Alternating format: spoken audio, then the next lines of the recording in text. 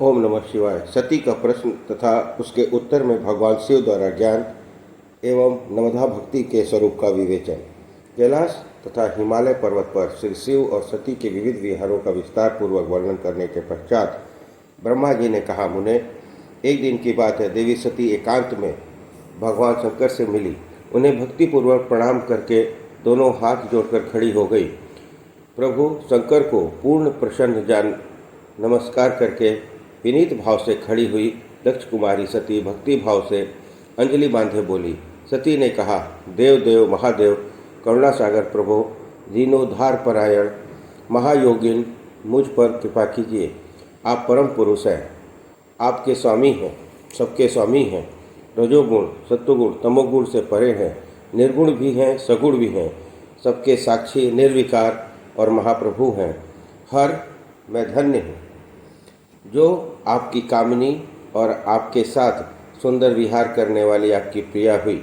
स्वामिन, आप अपनी भक्त वत्सलता से ही प्रेरित होकर मेरे प्रति हुए हैं। नाथ, मैंने बहुत वर्षों तक आपके साथ विहार किया है। महेशान, इससे मैं बहुत संतुष्ट हुई हूँ और अब मेरा मन उधर से हट गया है। देवेश्वर हर, अब तो मैं उस परम तत्व का ज्ञान प्राप्त करना चाहती हूँ जो निरतिशय सुख प्रदान करने वाला है तथा जिसके द्वारा जीव संसार दुख से अनायास ही उद्धार पा सकता है। नाथ, जिस कर्म का अनुष्ठान करके विषयी जीव भी परम पद को प्राप्त कर लेते हैं और संसार बंधन में न बंधे, उसे आप बताइए, मुझ पर कृपा कीजिए।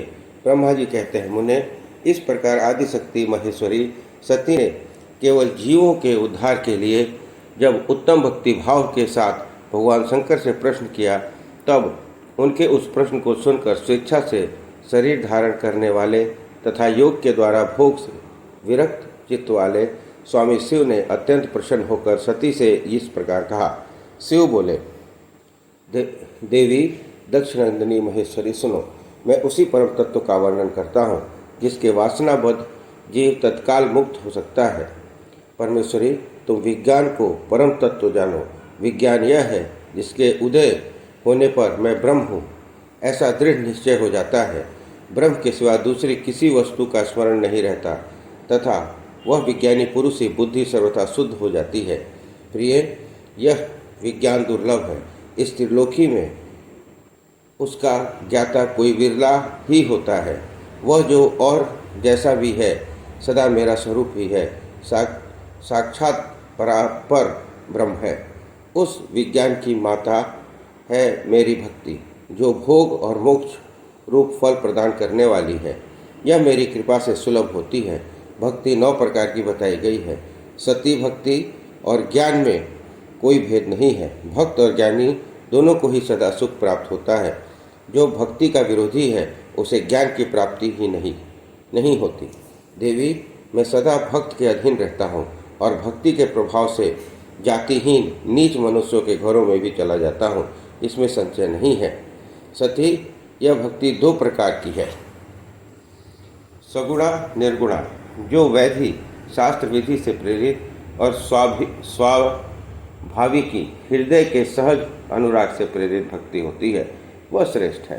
तथा इससे भिन्न जो कामना मूलक भक्ति होती है, वह निम्न कोटि की मानी गई है। पूर्वोक्त सगुणा और निर्गुणा ये दोनों प्रकार की भक्तियाँ नैष्ठिकी तथा अनैष्ठिकी के भेद से 2 भेद वाले हो जाती हैं।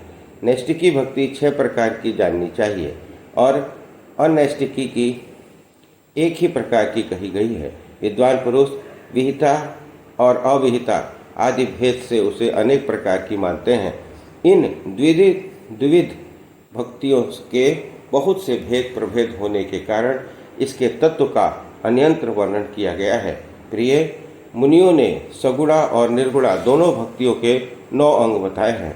दक्षिणंदिनी, मैं उन 9 अंगों का वर्णन करता हूँ, तुम प्रेम से सुनो। देवी, श्रवण कीर्तन स्मरण सेवन दास्य अर्चना सदा मेरी वंदना साख्य और आत्मसमर्पण, ये विद्वानों ने भक्ति के 9 अंग माने हैं। सिवे भक्ति के उपांग भी बहुत से बताए गए हैं। देवी, अब तुम मन लगाकर मेरी भक्ति के पूर्वोक्त नवों अंगों के पृथक पृथक लक्षण सुनो। ये लक्षण भोग तथा मोक्ष प्रदान करने वाले हैं। जो स्थिर आसन से बैठकर तन मन आदि से मेरी कथा कीर्तन आदि का नित्य सम्मान करता हुआ प्रसन्नता पूर्वक अपने श्रवण पुटों से उसके अमृतोपम रस का पान करता है, उसके इस साधन को श्रवण कहते हैं। जो हृदयाकाश के द्वारा मेरे दिव्य जन्म कर्मों का चिंतन करता हुआ प्रेम से वाणी द्वारा उसका उच्च स्वर से उच्चारण करता है, उसके इस भजन साधन को कीर्तन कहते हैं। देवी, मुझ नित्य महेश्वर को सदा और सर्वत्र व्यापक जानकर जो संसार में निरंतर निर्भय रहता है, उसी को स्मरण कहा जाता है। अरुणोदय से लेकर हर समय सेव्य की अनुकूलता का ध्यान रखते हुए हृदय और इंद्रियों से जो निरंतर सेवा की जाती है, उसे सेवन नामक भक्ति है। अपने को प्रभु का किंकर समझकर हृदयामृत से के भोग से स्वामी का सदा प्रिय संपादन करना दास्य कहा गया है। अपने धन वैभव के अनुसार शास्त्रीय विधि से मुझ परमात्मा को सदा पाद्य आदि 16 उपचारों का जो समर्पण करना है, उसे अर्चन कहते हैं। मन से ध्यान और वाणी से वंदनात्मक मंत्र के उच्चारण पूर्वक होठों अंगों से के भूतल का स्पर्श करते हुए जो इष्ट देव को नमस्कार किया जाता है, उसे वंदन कहते हैं। ईश्वर मंगल या अमंगल जो कुछ भी करता है, यह सब मेरे मंगल के लिए ही है, ऐसा दृढ़ विश्वास रखना साख्य भक्ति का लक्षण है। देह आदि जो कुछ भी अपनी कही जाने वाली वस्तु है, वह सब भगवान की प्रसन्नता के लिए उन्हीं को समर्पित करके अपने निर्वाह के लिए भी कुछ बचाकर न रखना तथा निर्वाह की चिंता से भी रहित हो जाना आत्मसमर्पण कहलाता है। ये मेरी भक्ति के 9 अंग हैं, जो भोग और मोक्ष प्रदान करने वाले हैं। इससे ज्ञान का प्राकट्य होता है तथा ये सब साधन मुझे अत्यंत प्रिय हैं। मेरी भक्ति के बहुत से उपांग भी कहे गए हैं, जैसे विल्व आदि का सेवन आदि। इनको विचार से समझ लेना चाहिए। प्रिय, इस प्रकार मेरी सांगोपांग भक्ति सबसे उत्तम है। यह ज्ञान वैराग्य की जननी है और मुक्ति इसकी दासी है। यह सदा सब साधनों से ऊपर विराजमान है। इसके द्वारा संपूर्ण कामों के फल की प्राप्ति होती है। यह भक्ति मुझे सदा तुम्हारे समान ही प्रिय है। जिसके चित्त में नित्य निरंतर यह भक्ति निवास करती है, वह साधक मुझे अत्यंत प्यारा है। देवेश्वरी, तीनों लोकों और चारों युगों में भक्ति के समान कोई दूसरा सुखदायक मार्ग नहीं है। कलयुग में तो यह विशेष सुखद और सुविधाजनक है। देवी, कलयुग में प्रायः ज्ञान और वैराग्य का कोई ग्राहक नहीं है, इसलिए वे दोनों वृद्ध उत्साहशून्य और जर्जर हो गए हैं। परंतु भक्ति कलयुग में तथा अन्य सब युगों में भी प्रत्यक्ष फल देने वाली है। भक्ति के प्रभाव से मैं सदा उसके वश में रहता हूँ, उसमें संशय नहीं है। संसार में जो भक्तिमान पुरुष है, उसकी मैं सदा सहायता करता हूँ, उसके सारे विघ्नों को दूर करता हूँ। उस भक्त का जो शत्रु होता है, वह मेरे लिए भी दंडनीय है, इसमें संशय नहीं है। देवी, मैं अपने भक्तों का रक्षक हूँ। भक्त की रक्षा के लिए ही मैंने कुपित हो अपने नेत्र जनित अग्नि से काल को भी दग्ध कर डाला था। प्रिय, भक्त के लिए मैं पूर्व काल में सूर्य पर भी अत्यंत क्रुद्ध हो उठा था और शूल लेकर मैंने उन्हें मार भगाया था। देवी, भक्त के लिए मैंने सैन्य सहित रावण को भी क्रोधपूर्वक त्याग दिया और उसके प्रति कोई पक्षपात नहीं किया। सती देवेश्वरी, बहुत कहने से क्या लाभ, मैं सदा ही भक्त के अधीन रहता हूँ और भक्ति करने वाले पुरुष के अत्यंत वश में हो जाता हूँ। नारद जी कहते हैं, ब्रह्मा जी कहते हैं, नारद, इस प्रकार भक्त का महत्व सुनकर दक्ष कन्या सती को बड़ा हर्ष हुआ। उन्होंने अत्यंत प्रसन्नता पूर्वक भगवान शिव को मन ही मन प्रणाम किया। मुने, सती देवी ने पुनः भक्ति कांड विषयक शास्त्र के विषय में भक्ति पूर्वक पूछा। जिन्होंने जिज्ञासा की कि जो लोक में सुखदायक और जीवों के उद्धार के साधनों का प्रतिपादक है, वह शास्त्र कौन सा है। उन्होंने यंत्र मंत्र शास्त्र जिसके महात्म्य और अन्य जीवधारक धर्ममय साधनों के विषय में विशेष रूप से जानने की इच्छा प्रकट की। सती के इस प्रश्न को सुनकर शंकर जी के मन में बड़ी प्रसन्नता हुई।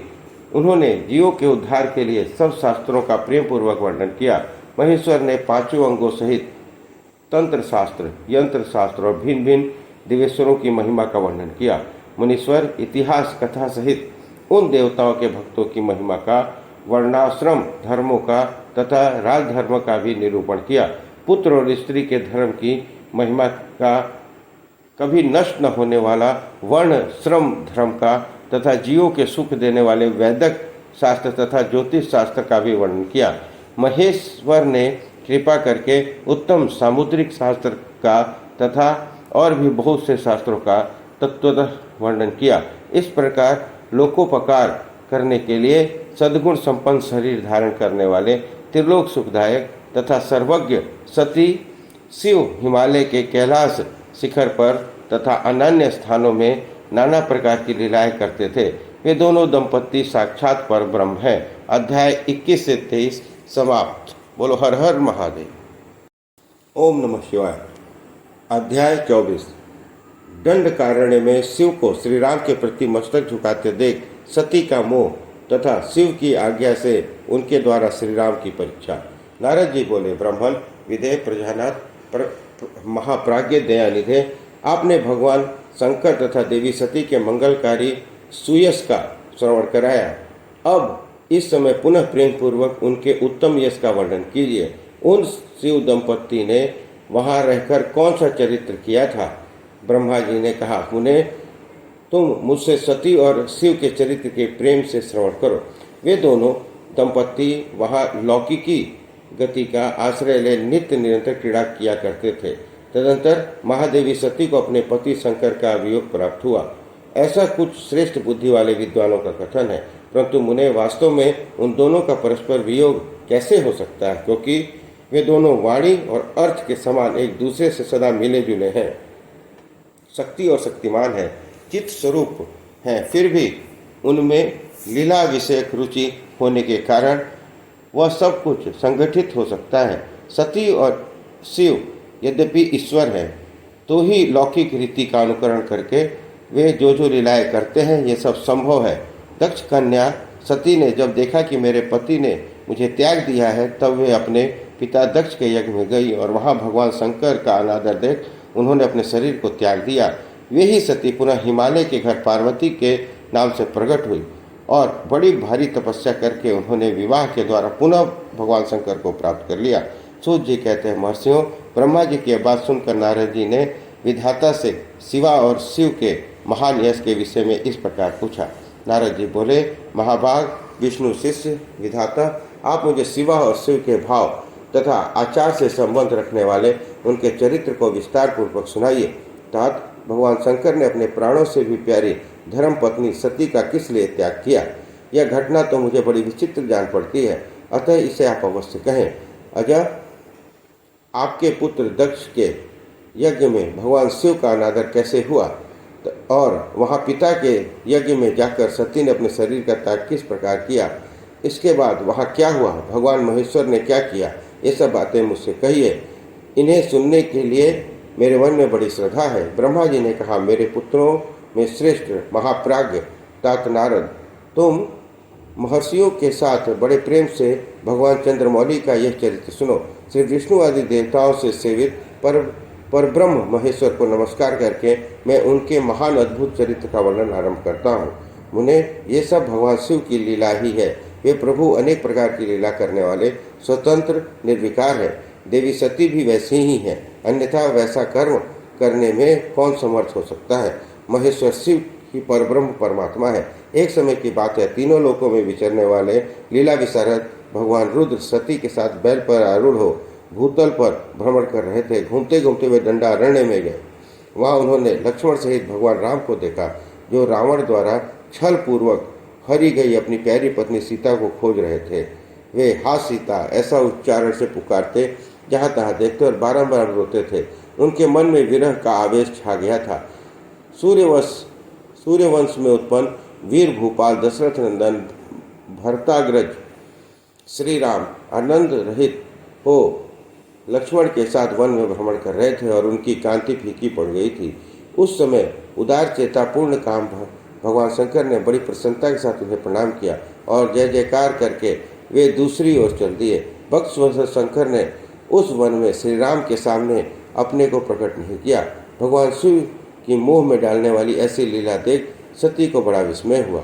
वे उनकी माया से मोहित हो उनसे इस प्रकार बोली। सती ने कहा, देव देव सर्वेश, पर ब्रह्म परमेश, ब्रह्मा विष्णु आदि सब देवता आपके ही सदा सेवा करते हैं। आप ही सबके द्वारा प्रणाम करने योग्य हैं। आपको आपका ही सर्वदा सेवन और ध्यान करना चाहिए। वेदांत शास्त्र के द्वारा यत्नपूर्वक जानने योग्य निर्विकार परम प्रभु आप ही हैं। नाथ, ये दोनों पुरुष कौन है जिनकी आकृति विरह व्यथा से व्याकुल दिखाई देती है? ये दोनों धनुर्धर वीर वन में विचरते हुए क्लेश में भागी और दीन हो रहे हैं। इनमें जो ज्येष्ठ है उसकी अंग कांति नील कमल के समान श्याम है। उसे देखकर किस कारण से आप अंध विभोर हो उठे थे? आपका चित्त क्यों अत्यंत प्रसन्न हो गया था? आप इस समय भक्त के समान विनम्र क्यों हो गए थे? स्वामी कल्याणकारी शिव, आप मेरे संचय को सुने। प्रभो, सेव्य भक्ति अपने सेवक को प्रणाम करे, यह उचित नहीं जान पड़ता। ब्रह्मा जी कहते हैं, नारद, कल्याणमयी परमेश्वरी आदि शक्ति देवी सती देवी ने शिव की माया के वशीभूत होकर जब भगवान शिव के इस प्रकार प्रश्न किया, तब सती की यह बात सुनकर लीला विशारद परमेश्वर शंकर हंसकर उनसे इस प्रकार बोले। परमेश्वर ने कहा, देवी सुनो, मैं प्रसन्नतापूर्वक यथार्थ बात कहता हूँ, इसमें छल नहीं है। वरदान के प्रभाव से ही मैंने इन्हें आदरपूर्वक प्रणाम किया है। प्रिय, ये दोनों भाई वीरों द्वारा सम्मानित है। इनके नाम है श्री राम और लक्ष्मण।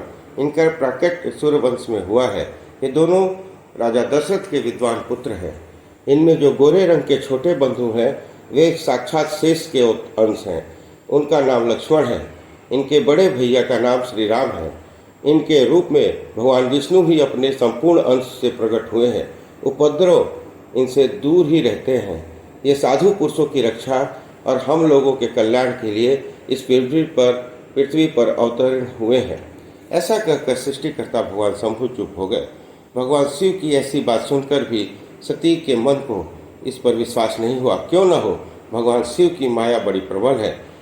वह संपूर्ण त्रिलोक को मोह में डालने वाली है। सती के मन में मेरी बात पर विश्वास नहीं है। यह जानकर लीला विशारद प्रभु सनातन शंभु यों बोले। शिव ने कहा, देवी मेरी बात सुनो। यदि तुम्हें मन में मेरे कथन पर विश्वास नहीं है तो तुम वहाँ जाकर अपने ही बुद्धि से श्री राम की परीक्षा कर लो। प्यारी सती, जिस पर तुम्हारा मोह और भ्रम नष्ट हो जाए वह करो। तुम वहाँ जाकर परीक्षा लो, तब तक मैं बरगद के नीचे खड़ा हूँ। ब्रह्मा जी कहते हैं, नारद, भगवान शिव की आज्ञा से ईश्वरी सती वहाँ गई और मन ही मन ये सोच रही कि मैं बनचारी राम को कैसे परीक्षा लूँ। अच्छा, मैं सीता का रूप धारण करके राम के पास चलूँ। यदि राम साक्षात विष्णु हैं तब तो सब कुछ जान लेंगे, अन्यथा वह मुझे नहीं पहचानेंगे। ऐसा विचार सती सीता बनकर श्री राम के समीप उनकी परीक्षा लेने के लिए गई। वास्तव में वह मोह में पड़ गई थी। सती को सीता के रूप में सामने आया देख शिव का जप करते हुए रघुकुल नंदन श्री राम सब कुछ जान गए और हंसते हुए उन्हें नमस्कार करके बोले। राम ने पूछा, सती जी, आपको नमस्कार है। आप प्रेम पूर्वक बताएं, भगवान शंभु कहाँ गए हैं? आप पति के बिना अकेली ही इस वन में क्यों आई? देवी, आपने अपना रूप त्याग कर किस लिए यह नूतन रूप धारण किया है? मुझ पर कृपा करके इसका कारण बताइए। श्री रामचंद्र की बात सुनकर सती उस समय आश्चर्यचकित हो गई। वे शिव जी से कही हुई बात का स्मरण करके और उसे यथार्थ समझकर बहुत लज्जित हुई। श्री राम को साक्षात विष्णु जान अपने रूप में प्रकट करके मन ही मन भगवान शिव के चरण बिंदुओं का चिंतन कर प्रसन्नचित हुई सती उनसे इस तरह बोली, रघुनंदन, स्वतंत्र परमेश्वर भगवान शिव मेरे साथ अपने पार्षदों के साथ पृथ्वी पर भ्रमण करते हुए इस वन में आ गए थे। यहाँ उन्होंने सीता की खोज करते हुए लक्ष्मण सहित तुमको देखा। उस समय सीता के लिए तुम्हारे मन में बड़ा क्लेश था और तुम विरह शोक से पीड़ित दिखाई देते थे। उस अवस्था में तुम्हें प्रणाम करके वे चले गए और उस वट वृक्ष के नीचे आदि खड़े ही हैं। भगवान शिव बड़े आनंद के साथ तुम्हारे वैष्णव रूप का उत्कृष्ट महिमा का गान कर रहे थे। यद्यपि उन्होंने तुम्हें चतुर्भुज विष्णु के रूप में नहीं देखा तो भी तुम्हारा दर्शन करते ही वे आनंद विभोर हो गए। इस निर्मल रूप की ओर देखते हुए उन्हें बड़ा आनंद प्राप्त हुआ। इस विषय में मेरे पूछने पर भगवान शंभु ने जो बात कही उसे सुनकर मेरे मन में भ्रम उत्पन्न हो गया। अतः राघवेंद्र, मैंने उनकी आज्ञा लेकर तुम्हारी परीक्षा की है। श्री राम, अब मुझे ज्ञात हो गया कि तुम साक्षात विष्णु हो। तुम्हारी सारी प्रभुता मैंने अपनी आंखों से देख ली है। अब मेरा संशय दूर हो गया है। तो भी महात्मा ने, तुम मेरी बात सुनो। मेरे सामने यह सच सच बताओ कि तुम भगवान शिव के भी वंदनीय कैसे हो गए। मेरे मन में यह एक संदेह है, इसे निकाल दो और शीघ्र ही मुझे पूर्ण शांति प्रदान करो। सती का यह वचन सुनकर श्री राम के नेत्र प्रफुल्ल कमल के समान खिल उठे। उन्होंने मन ही मन अपने प्रभु भगवान शिव को स्मरण किया। इससे उनके हृदय में प्रेम की बाढ़ आ गई। मुने आज्ञा न होने के कारण वे सती के साथ भगवान शिव के निकट नहीं गए और मन ही मन उनकी महिमा वर्णन करके श्री रघुनाथ जी ने सती से कहना प्रारंभ किया। इस तरह अध्याय 24 समाप्त। बोलो हर हर महादेव। ओम नमः शिवाय। अध्याय 25। श्री शिव के द्वारा गोलोक धाम में श्री विष्णु का गोपेश के पद पर अभिषेक तथा उनके प्रति प्रणाम का प्रसंग सुनकर श्री राम का सती के मन का संदेह दूर करना, सती का शिव के द्वारा मानसिक त्याग। श्री राम बोले, देवी, प्राचीन काल में एक समय परम श्रेष्ठा भगवान शंभु ने अपने परस्पर धाम में विश्वकर्मा को बुलाकर उनके द्वारा अपनी गौशाला में एक रमणीय भवन बनवाया, जो बहुत ही विस्तृत था। उसमें एक श्रेष्ठ सिंहासन का भी निर्माण कराया। उस सिंहासन पर भगवान शंकर ने विश्वकर्मा द्वारा एक छत्र बनवाया, जो बहुत ही दिव्य, सदा के लिए अद्भुत और परम उत्तम था। तत्पश्चात उन्होंने सब ओर से इंद्र आदि देवगणों, सिद्धों, गंधर्वों, नागादिकों तथा संपूर्ण उपदेवों को भी शीघ्र वहाँ बुलवाया। समस्त वेदों और आगमों को, पुत्रों सहित ब्रह्मा जी को, मुनियों को तथा अप्सराओं सहित समस्त देवियों को, जो नाना प्रकार की वस्तुओं से उत्पन्न थी, आमंत्रित किया।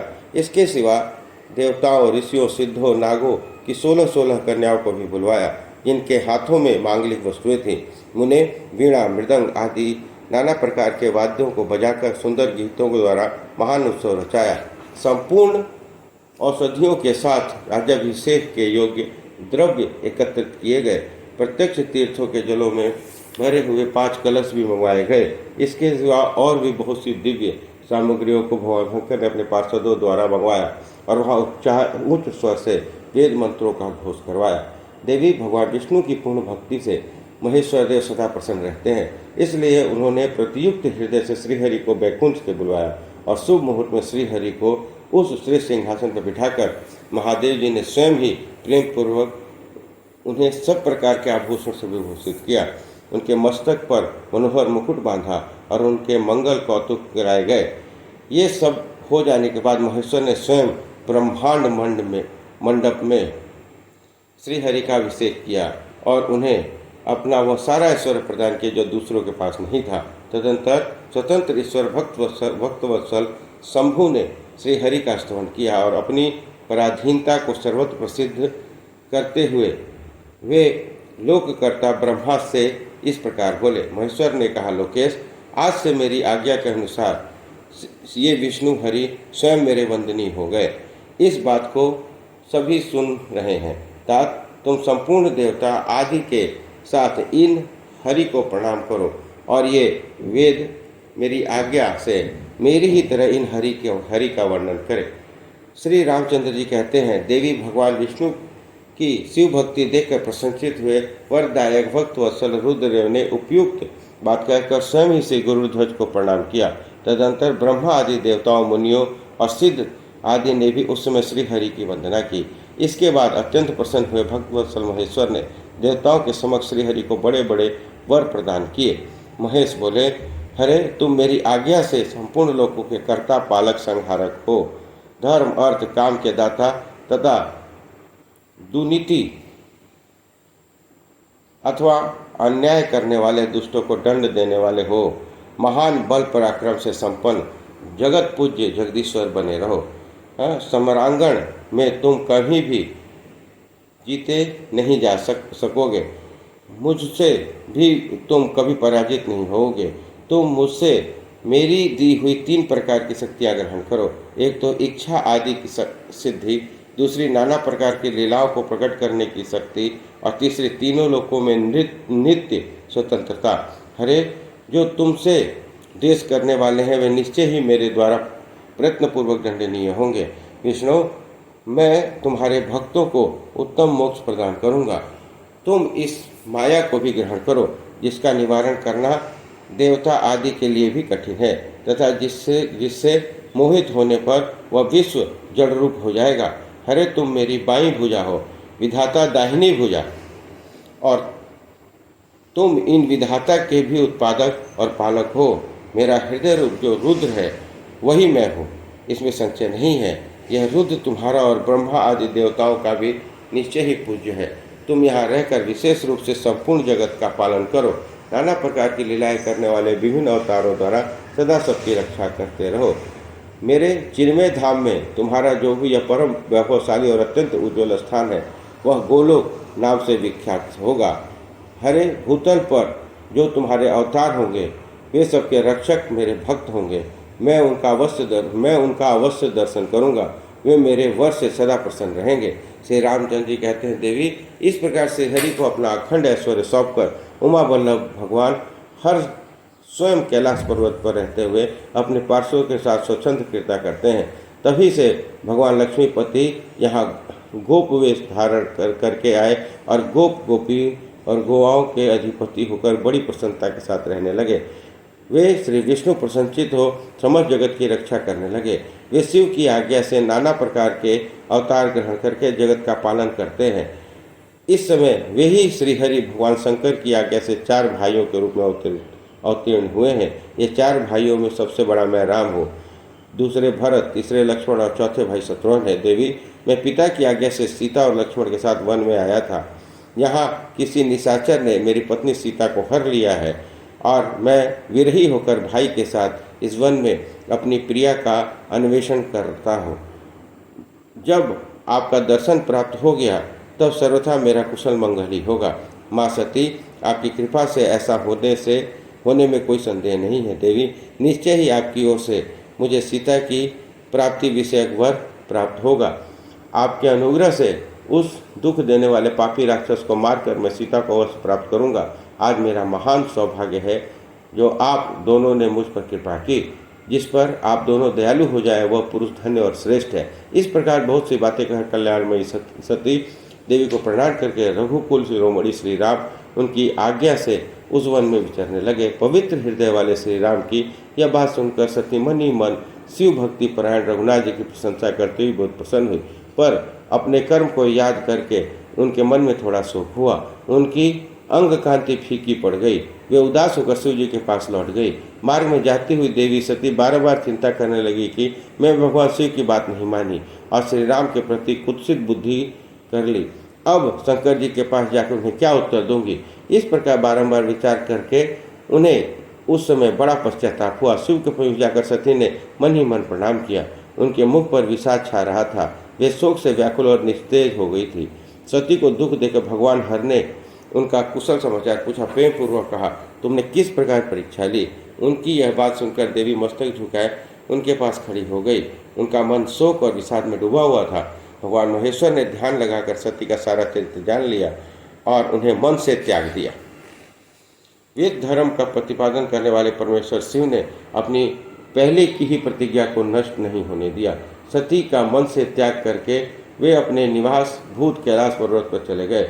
मार्ग में महेश्वर और सती को सुनाते हुए आकाशवाणी हुई, परमेश्वर तुम धन्य हो और तुम्हारी यह प्रतिज्ञा भी धन्य है। तीनों लोकों में तुम्हारे जैसा महायोगी और महाप्रभु कोई दूसरा नहीं है। वह आकाशवाणी सुनकर देवी सती की कांति और फीकी पड़ गई। उन्होंने भगवान शिव से पूछा, नाथ मेरे परमेश्वर, आपने कौन सी प्रतिज्ञा की थी, बताइए। सती के इस प्रकार पूछने पर उनका हित चाहने वाले प्रभु ने पहले उन्हें विवाह के विषय में भगवान विष्णु के सामने जो प्रतिज्ञा की थी उसे नहीं बताया।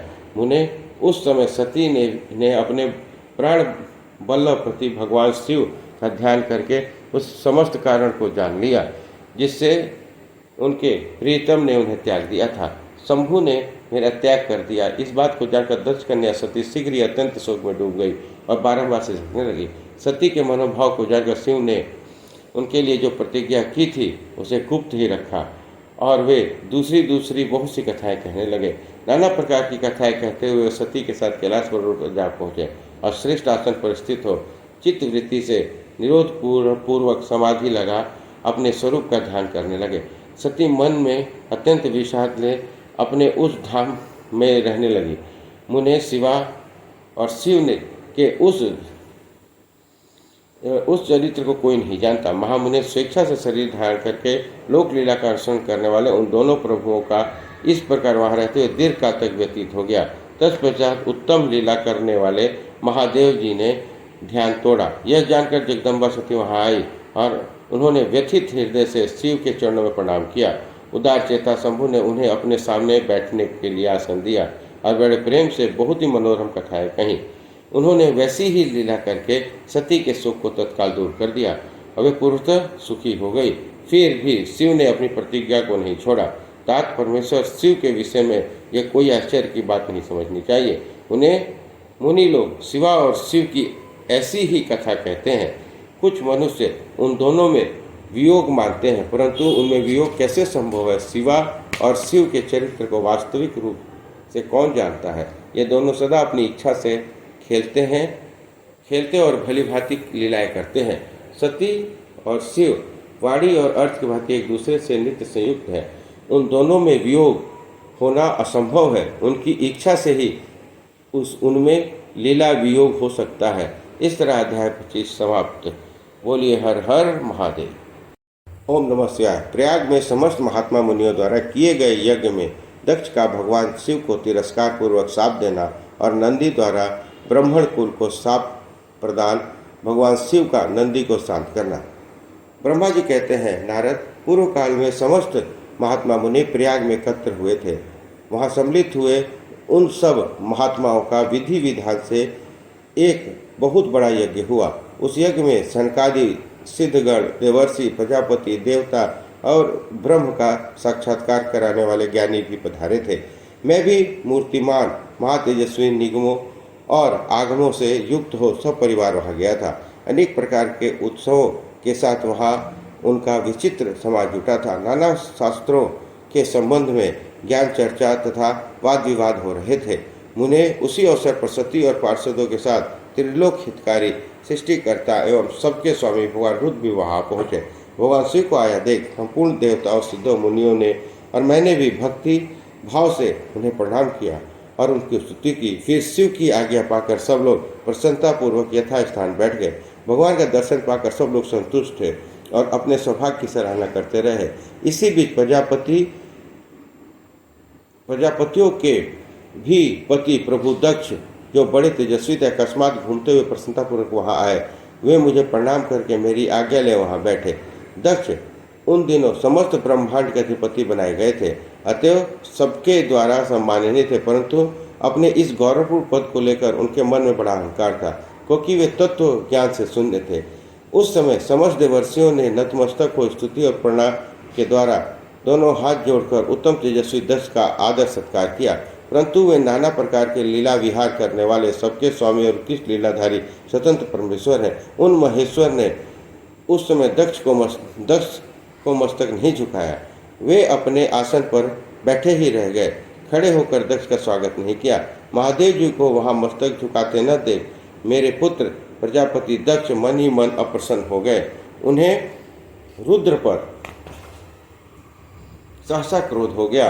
वे ज्ञान शून्य तथा महान अहंकारी होने के कारण महाप्रभु रुद्र को क्रूर दृष्टि से देखकर सबको सुनाते हुए उच्च स्वर में कहने लगे। दक्ष ने कहा, ये सब देवता, असुर, श्रेष्ठ ब्राह्मण तथा ऋषि मुझे विशेष रूप से मस्तक झुकाते हैं, परंतु वह जो प्रेतों पिशाचों से घिरा हुआ महामनस्वी बनकर बैठा है, वह दुष्ट मनुष्य के समान क्यों मुझे प्रणाम नहीं करता?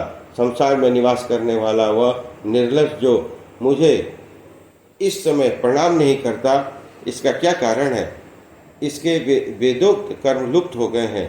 वह भूतों और पिशाचों से सेवित हो मतवाला बना फिरता है और शास्त्रीय विधि का अवहेलना करके नीति मार्ग को सदा कलंकित किया करता है। इसके साथ रहने वाले या इसका अनुसरण करने वाले लोग पाखंडी, दुष्ट, पापचारी और ब्राह्मण को देखकर उदारतापूर्वक उसकी निंदा करने वाले होते हैं। ये स्वयं ही स्त्री में आसक्त हो रहने वाला तथा रति कर्म में ही दक्ष है, अतः मैं इसको शाप देने को उद्यत हुआ हूँ। वह रुद्र चारों वर्णों से पृथक और कुरूप है। इसे यज्ञ से बहिष्कृत किया जाए। यह शमशान में निवास करने वाला तथा उत्तम कुल और जम से हीन है, इसलिए देवताओं के साथ यह यज्ञ में भाग नहीं ले पाए। ब्रह्मा जी कहते हैं, नारद, दक्ष की कही हुई यह बात सुनकर भृगु आदि बहुत से महर्षि रुद्रदेव को दुष्ट मानकर देवताओं के साथ उनकी निंदा करने लगे। दक्ष की बात सुनकर नंदी को बड़ा रोष आया। उसके नेत्र चंचल हो उठे और वे दक्ष को शाप देने के लिए विचार से तुरंत इस प्रकार बोले। निंदीश्वर ने कहा, अरे तू महामूढ़, दुष्ट बुद्धि, सठ दक्ष, तूने मेरे स्वामी महेश्वर को यज्ञ से बहिष्कृत क्यों कर दिया? जिनके स्मरण मात्र से यज्ञ सफल और तीर्थ पवित्र हो जाते हैं, उन्हीं महादेव जी को तूने शाप कैसे दे दिया? दुर्बुद्धि दक्ष, तूने ब्राह्मण जाति की चपलता से प्रेरित हो इन रुद्रदेव को व्यर्थ ही श्राप दे डाला है। महाप्रभु रुद्र सर्वथा निर्दोष हैं, यद्यपि तूने व्यर्थ ही उनका उपहास किया है। ब्राह्मण धम, जिन्होंने इस जगत की सृष्टि की, जो इसका पालन करते हैं तथा अंत में जिनके द्वारा इनका संहार होता है, उन्हीं इन महेश्वर रूप को तूने शाप कैसे दे दिया? नंदी के इस प्रकार फटकारने पर प्रजापति दक्ष रोष में आग बबूला हो गए और उन्होंने शाप देते हुए बोले, अरे रुद्रगणों, तुम सब लोग वेद से बहिष्कृत हो जाओ, वैदिक मार्ग से भ्रष्ट और महर्षियों द्वारा परित्याग हो पाखंडवाद में लग जाओ और शिष्टाचार से दूर हो जाओ। सिर पर जटा और शरीर में भस्म और हड्डियों का आभूषण धारण करके मद्यपान में आसक्त रहो। जब दक्ष ने शिव के पार्षदों को इस प्रकार शाप दे दिया, तब उन शाप को सुनकर शिव के प्रिय भक्त नंदी अत्यंत रोष में वशीभूत हो गए। शिलाद पुत्र नंदी भगवान शिव के प्रिय पार्षद और तेजस्वी हैं। वे गर्व से भरे हुए महादुष्ट दक्ष को तत्काल उसी प्रकार उत्तर देने लगे। नंदीश्वर बोले, अरे शठ दुर्बुद्धि दक्ष, तूने शिव के तत्व का बिल्कुल ज्ञान नहीं है, अतः तूने शिव के पार्षदों को व्यर्थ ही शाप दिया है।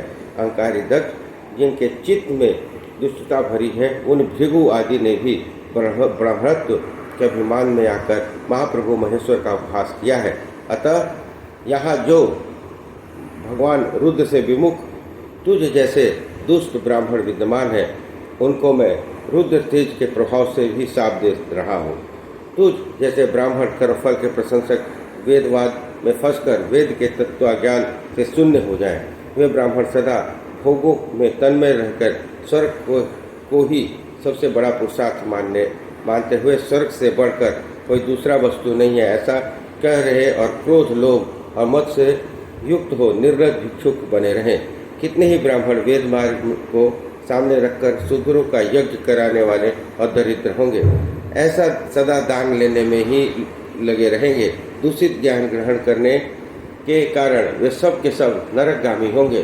दक्ष, उनमें से कुछ ब्राह्मण जो ब्रह्म राक्षस भी होंगे, जो परमेश्वर शिव को सामान्य देवता समझकर उनसे द्रोह करता है, वह दुष्ट बुद्धि वाला प्रजापति दक्ष तत्वज्ञान से विमुख हो जाए।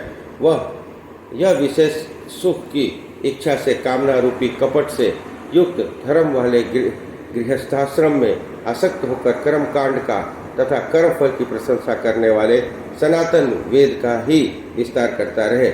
इसका आनंदमयी मुख नष्ट हो जाए, यह आत्मज्ञान को भूलकर पशु के समान हो जाए और तथा यह दक्ष कर्म भ्रष्ट हो शीघ्र ही बकरे के मुंह से युक्त हो जाए। इस प्रकार कुपित हुए नंदी ने जब ब्राह्मणों को और दक्ष ने महादेव जी को शाप दिया, तब वहाँ महान हाहाकार मच गया। नारद, मैं वेदों का प्रतिपादक होने के कारण शिव तत्व को जानता हूँ, इसलिए दक्ष का वह शाप सुनकर मैं बारंबार उसकी और भृगु आदि ब्राह्मणों की भी निंदा की। सदाशिव महादेव जी भी नंदी की यह बात सुनकर हंसते हुए मधुर वाणी में बोले। वे नंदी को समझाने लगे। सदाशिव ने कहा, नंदिन, मेरी बात सुनो। तुम जो परम ज्ञानी हो, तुम्हें क्रोध नहीं करना चाहिए। तुमने भ्रम से यह समझकर कि मुझे शाप दिया गया, व्यर्थ ही ब्राह्मण कुल को शाप दे दिया। वास्तव में मुझे किसी के शाप छू नहीं सकता, अतः तुम्हें उत्तेजित नहीं होना चाहिए। वेद मंत्राक्षरमय और सूक्तमय है, उसके प्रत्येक सूक्त में समस्त देहधारियों की आत्मा परमात्मा प्रतिष्ठित है, अतः उन मंत्रों के ज्ञाता नित्य आत्मवेदा है। इसलिए तुम रोषवश उन्हें शाप न दो। किसी की बुद्धि कितनी ही दूषित क्यों न हो जाए, वे कभी वेदों को शाप नहीं दे सकता। इस समय मुझे शाप नहीं मिला है। इस बात को तुम्हें ठीक ठाक समझना चाहिए। महामते, तुम सनकादि सिद्धों को भी तत्वज्ञान का आदेश देने वाले हो, अतः शांत हो जाओ। मैं ही यज्ञ हूँ, मैं ही यज्ञ कर्म हूँ। यज्ञों के अंगीभूत समस्त उपकरण भी मैं ही हूँ। यज्ञ की आत्मा मैं हूँ। यज्ञ परायण यजमान भी मैं ही हूँ, और यज्ञ के बहिष्कृत भी मैं ही हूँ। यह कौन, तुम कौन और ये कौन? वास्तव में सब मैं ही हूँ। तुम अपनी बुद्धि से इस बात का विचार करो। तुमने ब्राह्मणों को व्यर्थ ही श्राप दे दिया। महात्मने नंदन, तुम तत्व ज्ञान के द्वारा प्रपंच रचना का बात करके आत्मनिष्ठ ज्ञानी और क्रोध आदि से शून्य हो जाओ। ब्रह्मा जी कहते हैं, नारद भगवान शंभु के इस प्रकार समझाने पर नंदिकेश्वर विवेक परायण हो क्रोध रहित एवं शांत हो गए। भगवान शिव भी अपने प्राण प्रिय पार्षद नंदी को शीघ्र ही तत्व का बोध कराकर प्रमथ गणों के साथ वहाँ से प्रसन्नतापूर्वक अपने स्थान को चल दिए। इधर रोमावेश से युक्त दक्ष भी ब्राह्मणों से घिरे हुए अपने स्थान को लौट गए, परंतु उनका चित्त शिवद्रोह में ही तत्पर था। उस समय रुद्र को शाप दिए जाने की घटना का स्मरण करके दक्ष सदा महान रोष से भरे हुए थे। उनकी बुद्धि पर मूर्छा छा गई थी। वे शिव के प्रति श्रद्धा को त्याग कर शिव पूजकों की निंदा करने लगे। नारद, इस प्रकार परमात्मा शंभु के साथ व्यवहार करके दक्ष ने अपनी जिस दुष्ट बुद्धि का परिचय दिया था वह मैंने बता दी। अब तुम उनकी पराकाष्ठा को पहुँची हुई दुर्बुद्धि का वृत्तांत सुनो, मैं बताता हूँ। इस प्रकार अध्याय 26 समाप्त। बोलो हर हर महादेव। ओम नमः शिवाय। अध्याय 27 दक्ष के द्वारा महान यज्ञ का आयोजन। उसमें ब्रह्मा, विष्णु, देवताओं और ऋषियों का आगमन। दक्ष द्वारा सबका सत्कार, यज्ञ का आरंभ, दधीचि द्वारा भगवान शिव को बुलाने का अनुरोध और दक्ष के विरोध करने पर शिव भक्तों का वहां से निकल जाना। ब्रह्मा जी कहते हैं, नारद, एक समय दक्ष ने बहुत बड़े यज्ञ का आरंभ किया। उस यज्ञ में दीक्षा लेकर उन्होंने उस समय के समस्त देवर्षियों, महर्षियों, देवताओं को बुलाया। वे सभी उस यज्ञ में पधारे। अगस्त, कश्यप, अत्रि, वामदेव, भृगु, दधीचि, भगवान व्यास, भारद्वाज, गौतम, कैल, पराशर, गर्ग, भार्गव, कुकुश, ककुश, शीत, सुमंतु, त्रिक, कंक, वैशंपायन ये तथा दूसरे बहुसंख्यक मुनि अपने स्त्री पुत्रों के साथ ले मेरे पुत्र दक्ष के यज्ञ में हर्षपूर्वक सम्मिलित हुए। इसके सिवा समस्त देवगण अपनी अभ्युदयशाली लोकपालगण और सभी देवता अपनी उपकारक सैन्य शक्ति के साथ वहाँ पधारे। दक्ष ने प्रार्थना करके सदल बल मुझ विश्व श्रेष्ठा ब्रह्मा को भी सत्यलोक से बुलवाया था। इसी तरह भली भांति से सादर प्रणाम करके वैकुंठ लोक से भगवान विष्णु भी इस यज्ञ में बुलाए गए थे। शिवद्रोही दुरात्मा दक्ष ने उन सबका बड़ा सत्कार किया। विश्वकर्मा ने अत्यंत दीप्तिमान, विशाल और बहुमूल्य दिव्य भवन बनाए थे। दक्ष ने वे ही भवन समागत अतिथियों को ठहरने के लिए दिए थे। सभी लोग सम्मानित हो उन संपूर्ण भवनों में यथायोग्य स्थान पाकर ठहरे हुए थे। दक्ष का वह महायज्ञ उस समय कनखल नामक तीर्थ में हो रहा था। उसमें दक्ष ने भृगु आदि तपोधनों को ऋत्विज बनाया। संपूर्ण मरुद गणों के साथ स्वयं भगवान विष्णु उसके अधिष्ठाता थे। वे वेदात्रेयी की विधि को दिखाने तथा बतलाने वाला ब्रह्मा बना था। इसी तरह विशाल दिक्पाल अपने आयुधों और परिवारों के साथ द्वारपाल एवं रक्षक बने थे तथा सदा कौतूहल पैदा करते थे। स्वयं यज्ञ सुंदर रूप धारण करके दक्ष के उस यज्ञ मंडल में उपस्थित थे। महामुनियों में श्रेष्ठ सभी महर्षि स्वयं वेदों के धारण करने वाले हुए थे। अग्नि ने भी उन महायुगों में शीघ्र ही हविष्य ग्रहण करने के लिए अपने सहस्त्रों रूप प्रकट किए हुए थे। वहाँ 88,000 ऋत्विज एक साथ हवन करते थे। 64,000 देवर्षि उद्गाता थे। अर्धयु एवं होता भी उतने ही थे। नारद आदि देवर्षि तथा सप्तऋषि पृथक पृथक गाथा गान कर रहे थे। दक्ष ने अपने उस महायज्ञ में गंधर्वों, विद्याधरों, सिद्धों, 12 आदित्यों, उनके गणों, यज्ञों और नागलोकों में विचरने वाले समस्त नागों का भी बहुत बड़ी संख्या में विवरण किया था। महर्षि, राजसी और देवर्षियों के समुदाय तथा बहुसंख्यक नरेश भी वहाँ आमंत्रित थे, जो अपने मित्रों, मंत्रियों और सेनाओं के साथ आए थे। यजमान दक्ष ने उस यज्ञ में वसु आदि समस्त गण देवता का विवरण किया था। कौतुक और मंगलाचार करके जब दक्ष ने यज्ञ की दीक्षा ली, तब जब उनके लिए बारंबार सस्ते वाचन किया जाने लगा, तब वे अपनी पत्नी के साथ बड़ी शोभा पाने लगे। इतना सब करने पर भी दुरात्मा दक्ष ने उस यज्ञ में भगवान शंभु को नहीं आमंत्रित किया। उनकी दृष्टि में कपालधारी होने के कारण वे निश्चय ही यज्ञ में भाग पाने योग्य नहीं थे। सती प्रजापति दक्ष की प्रिय पुत्री थी, तो भी कपाली की पत्नी होने के कारण दोषदर्शी दक्ष ने उन्हें अपने यज्ञ में नहीं बुलाया। इस प्रकार जब दक्ष यह यज्ञ महोत्सव आरंभ हुआ, तो यज्ञ मंडप में आए हुए सब ऋत्विक अपने अपने कार्य में संलग्न हो गए। उसमें वहाँ भगवान शंकर को उपस्थित न देख शिवभक्त दधीचि का चित्त अत्यंत उद्विग्न हो उठा और वे यूँ बोले। दधीचि ने कहा, मुख्य मुख्य देवताओं तथा महर्षियों, आप सब लोग प्रशंसापूर्वक मेरी बातें सुने। इस यज्ञ महोत्सव में भगवान शंकर नहीं आए, इसका क्या कारण है? यद्यपि वे देवेश्वर बड़े बड़े मुनि और लोकपाल यहाँ पधारे हैं, तथापि उन महात्मा पिनाक पाणी शंकर के बिना ये यज्ञ अधिक शोभा नहीं पा रहा है। बड़े बड़े विद्वान कहते हैं कि मंगलमय भगवान शिव की कृपा दृष्टि से ही समस्त मंगल कार्य संपन्न होते हैं। उनका ऐसा प्रभाव है। वे पुराण पुरुष वृषभ ध्वज परमेश्वर श्री नीलकंठ यहाँ क्यों नहीं दिखाई दे रहे हैं? दक्ष जिनके संपर्क में आने पर अथवा उन्हें स्वीकार कर लेने पर अमंगल भी मंगल हो जाते हैं, तथा जिनके 15 नेत्रों से देखे जाने पर बड़े बड़े नगर तत्काल मंगलमय हो जाते हैं, उनका इस यज्ञ में पदार्पण होना अत्यंत आवश्यक है। इसलिए मैं तुम्हें स्वयं ही परमेश्वर शिव को यहाँ शीघ्र बुलाने के लिए अथवा ब्रह्मा प्रभावशाली भगवान विष्णु, देवराज इंद्र, लोकपाल गणों, ब्राह्मणों और सिद्धों की सहायता से सर्वथा प्रयत्न करके इस समय यज्ञ की पूर्ति के लिए तुम्हें भगवान शंकर को यहाँ ले आना चाहिए। आप सब लोग उस स्थान पर जाएं जहाँ महेश्वर देव विराजमान है। वहाँ से दक्ष नंदिनी सती के साथ भगवान शंभु को यहाँ तुरंत लेकर आवे। देवेश्वरों, जगदम्बा सहित ये परमात्मा शिव यदि यहाँ आ जाए तो सब कुछ पवित्र हो जाएगा। उनके स्मरण से, उनके नाम लेने से सारा कार्य पूर्णमय बन जाता है। अतः पूर्ण प्रयत्न करके भगवान वृषभ ध्वज को यहाँ ले आना चाहिए। भगवान शंकर के यहाँ पदार्पण करते ही यज्ञ पवित्र हो जाएगा, अन्यथा यह पूरा नहीं हो सकेगा। मैं यह सत्य कहता हूँ। दधीचि का यह वचन सुनकर दुष्ट बुद्धि वाले मूढ़ दक्ष ने हंसते हुए रोष प्रकट पूर्वक कहा, भगवान विष्णु समस्त देवताओं के मूल हैं, जिनमें सनातन धर्म प्रतिष्ठित है। जब इनको मैंने आदर से बुला लिया है, तब इस यज्ञ कर्म में क्या कमी हो सकती है? जिनमें वेद, यज्ञ, नाना प्रकार के समस्त कर्म प्रतिष्ठित है, वे भगवान विष्णु को यहाँ आ ही गए हैं। इसके सिवा सत्य लोक से लोक पितामह ब्रह्मा वेदोपनिषदों विविध आगमों के साथ यहाँ पधारे हैं।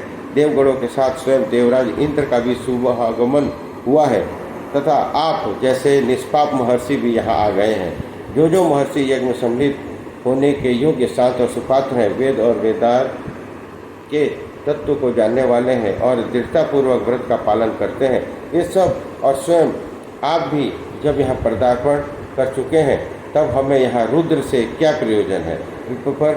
विप्रवर, मैंने ब्रह्मा जी के कहने से ही अपनी कन्या रुद्र को ब्याही थी। वैसे मैं जानता हूँ हर कुलीन नहीं है, उसके न माता है न पिता है। वे भूतों, प्रेतों और पिशाचों के स्वामी हैं, अकेले रहते हैं। उनका अतिक्रमण करना दूसरों के लिए अत्यंत कठिन है। वे आत्मप्रशंसक, मूढ़, जड़, मौनी और ईर्ष्यालु हैं। इस यज्ञ कर्म में बुलाए जाने योग्य नहीं है, इसलिए मैंने उनको यहाँ नहीं बुलाया है। अतः दधीचि जी, आपको फिर कभी ऐसी बात नहीं करनी चाहिए। मेरा प्रार्थना है आप सब लोग मिलकर मेरे इस महान यज्ञ को सफल बनावें। दक्ष की यह बात सुनकर दधीचि ने समस्त देवता और मुनियों को सुनते हुए यह सार गर्भित बात कही। दधीचि बोले, दक्ष, उन भगवान शिव के बिना ये यज्ञ, महान यज्ञ अयज्ञ हो गया। अब यह यज्ञ कहलाने योग्य ही नहीं रह गया है। विशेषतः इस यज्ञ में तुम्हारा विनाश हो जाएगा। ऐसा कहकर दधीचि दक्ष की यज्ञशाला से अकेले ही निकल पड़े और तुरंत अपने आश्रम को चल दिए। तदंतर जो मुख्य मुख्य शिव भक्त और शिव के मत का अनुसरण करने वाले थे, वे भी दक्ष को वैसा ही शाप देकर तुरंत वहाँ से निकल गए और अपने आश्रमों को चले गए। मुनिवर दधीची तथा दूसरे ऋषियों के उस यज्ञ मंडल से निकल जाने पर दुष्ट बुद्धि शिवद्रोही दक्ष ने उन मुनियों का उपहास करते हुए कहा। दक्ष बोले, जिन्हें शिव ही प्रिय हैं वे नाम मात्र के ब्राह्मण दधीची चले गए। उन्हीं के समान जो दूसरे थे वे भी मेरी यज्ञशाला से निकल गए। यह बहुत बड़ी शुभ बात हुई है। मुझे सदा यही अभीष्ट है। देवेश देवताओं और मुनियों में सत्य कहता हूँ, जिनके चित्त की विचार शक्ति नष्ट हो गई है, जो मंद बुद्धि हैं और मिथ्यावाद में लगे हुए हैं, ऐसे वेद बहिष्कृत दुराचारी लोगों को यह कर्म में त्याग ही देना चाहिए। विष्णुवादी आप सब देवता और ब्राह्मण वेदवादी हैं, अतः मेरे इस यज्ञ को शीघ्र ही सफल बनावे। ब्रह्मा जी कहते हैं, दक्ष की बात सुनकर शिव जी माया से मोहित हुए। समस्त देवर्षि उस यज्ञ में देवताओं का पूजन और हवन करने लगे। मुनीश्वर नारद इस प्रकार उस यज्ञ को जो शाप मिला उसका वर्णन किया। अब यज्ञ के विध्वंस की घटना को बताया जाता है। आदर पूर्वक सुनो। इस प्रकार 27वां अध्याय समाप्त हुआ। बोलो हर हर महादेव। ओम नमः शिवाय। अध्याय 28। दक्ष यज्ञ का समाचार पा सती का शिव से वहां चलने के लिए अनुरोध। दक्ष के शिव द्रोह को जानकर भगवान शिव की आज्ञा से देवी सती का पिता के यज्ञ मंडप की ओर शिव गणों के साथ प्रस्थान।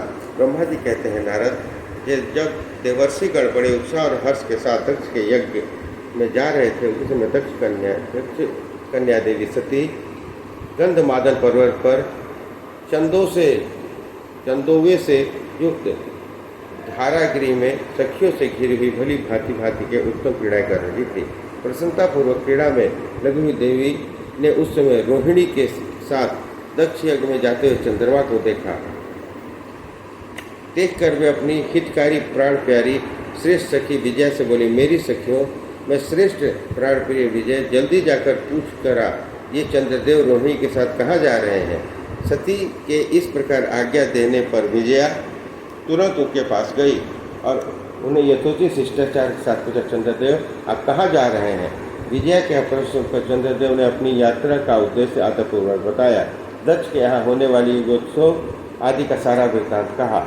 यह सब सुनकर विजया बड़ी उतावली के साथ देवी के पास आई और चंद्रमा ने जो कुछ कहा था वह सब कह सुनाया। उसे सुनकर कालिका सती देवी को बड़ा विस्मय हुआ। अपने यहाँ सूचना न मिलने का क्या कारण है, यह बात सोचने विचारने पर भी उनकी समझ में नहीं आया। तब उन्होंने पार्श्व से घिरे हुए अपने स्वामी भगवान शिव के पास जाकर भगवान शंकर से पूछा। सती बोली, प्रभु, मैंने सुना है कि मेरे पिता के यहाँ कोई बहुत बड़ा यज्ञ हो रहा है। उसमें बहुत बड़ा उत्सव होगा। उसमें सब देवर्षि एकत्र हो रहे हैं। देवेश्वर पिताजी, उस महान यज्ञ में चलने की रुचि आपको क्यों नहीं हो रही है? इस विषय में जो बात है सब बताइए। महादेव सहृदयों का यह धर्म है कि वे सहृदयों के साथ मिले जुले। यह मिलन उनके महान प्रेम को बढ़ाने वाला होता है। अतः प्रभु मेरे स्वामी, आप मेरी प्रार्थना मानकर सर्वथा प्रयत्न करके मेरे साथ पिताजी के यज्ञशाला में आज भी चलिए। सती के बात सुनकर भगवान महेश्वर देव, जिनका हृदय दक्ष के वांगमय बाणों से घायल हो चुका था, मधुर वाणी से बोले, देवी, तुम्हारे पिता दक्ष मेरे विशेष द्रोही हो गए हैं। जो प्रमुख देवता और ऋषि अभिमानी मूढ़ और ज्ञान शून्य है, वे ही सब तुम्हारे पिता के यज्ञ में गए हैं। वे लोग बिना बुलाए दूसरे के घर जाते हैं, वे वहाँ अनादर पाते हैं, जो मृत्यु से भी बढ़कर कष्टदायक है। अतः प्रिय, तुमको और मुझको जो विशेष रूप से दक्ष के यज्ञ में नहीं जाना चाहिए, क्योंकि वहाँ हमें बुलाया नहीं गया है। यह मैंने सच्ची बात कही है। महात्मा महेश्वर का ऐसा कहने पर सती रोषपूर्वक बोली, शंभो, आप सबके ईश्वर हैं।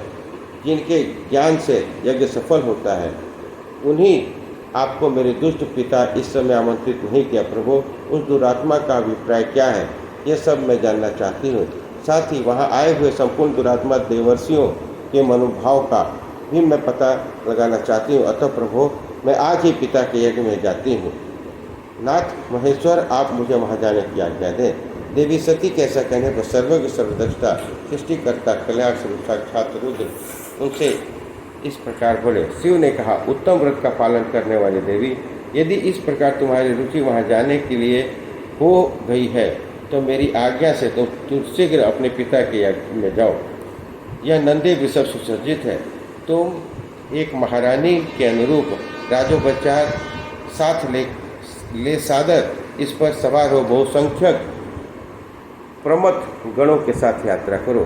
प्रिय, इस विभूषित वृषभ पर आरूढ़ हो। रुद्र के इस आदेश देने पर सुंदर आभूषणों से रंकित सती देवी सब साधनों से युक्त हो पिता के घर की ओर चली।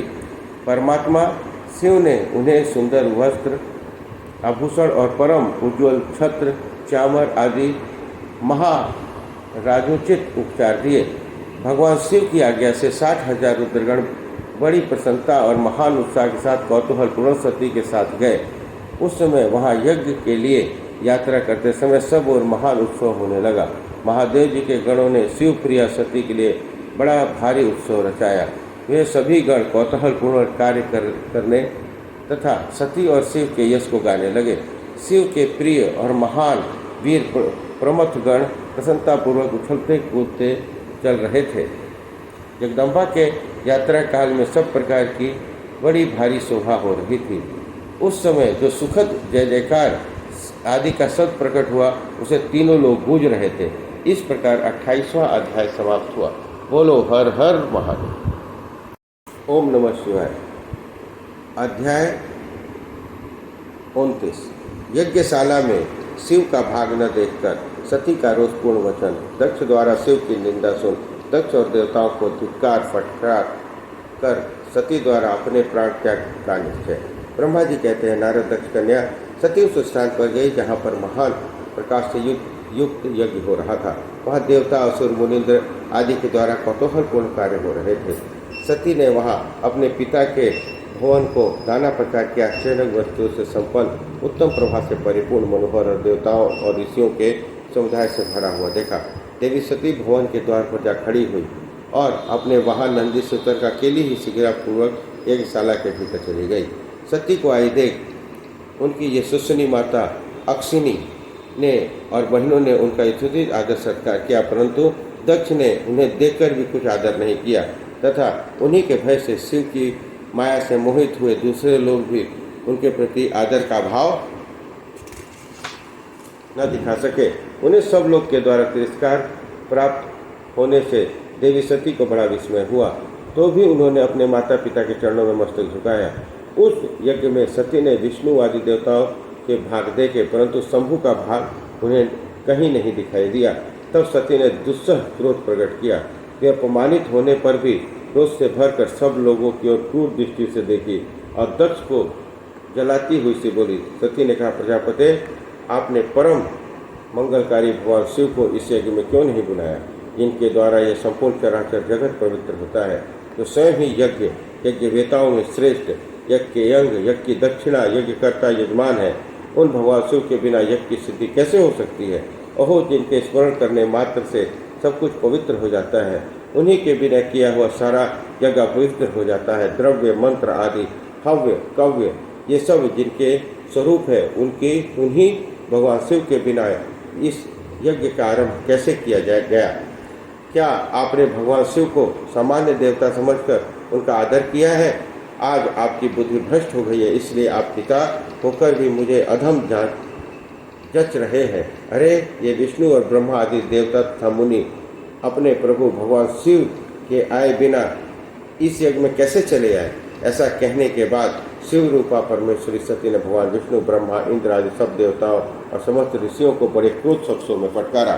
ब्रह्मा जी कहते हैं, नारद, इस प्रकार क्रोध से भरी जगदम्बा सती ने वहाँ व्यथित हृदय से अनेक प्रकार की बातें कही। श्री विष्णु आदि समस्त देवता मुनि जो वहाँ उपस्थित थे, सती की बात सुनकर चुप रह गए। अपनी पुत्री कैसे वचन सुनकर कुपित हुए दक्ष ने सती को क्रूर दृष्टि से देखा। इस प्रकार कहा, दक्ष बोले, भद्रे, तुम्हारे बहुत कहने से क्या लाभ। इस समय यहाँ तुम्हारा कोई काम नहीं है, तुम जाओ या ठहरो, ये तुम्हारी इच्छा पर निर्भर है। तुम यहाँ आई क्यों हो। समस्त विद्वान जानते हैं कि तुम्हारे पति शिव मंगल रूप है, वे कुलीन भी नहीं है, वेद से बहिष्कृत है और भूतों प्रेतों पिशाचों के स्वामी है। वे बहुत ही कुवेश धारण किए रहते हैं, इसलिए रुद्र को इस यज्ञ के लिए नहीं बुलाया गया है। बेटी, मैं रुद्र को अच्छी तरह जानता हूँ, अतः जानबूझकर ही मैंने देवर्षियों की सभा में उनको आमंत्रित नहीं किया है। रुद्र को शास्त्र का अर्थ का ज्ञान नहीं है, वे उद्दंड और दुरात्मा है। मुझ मूढ़ पापी ने ब्रह्मा जी के कहने पर तुम्हारे साथ उनका विवाह कर दिया।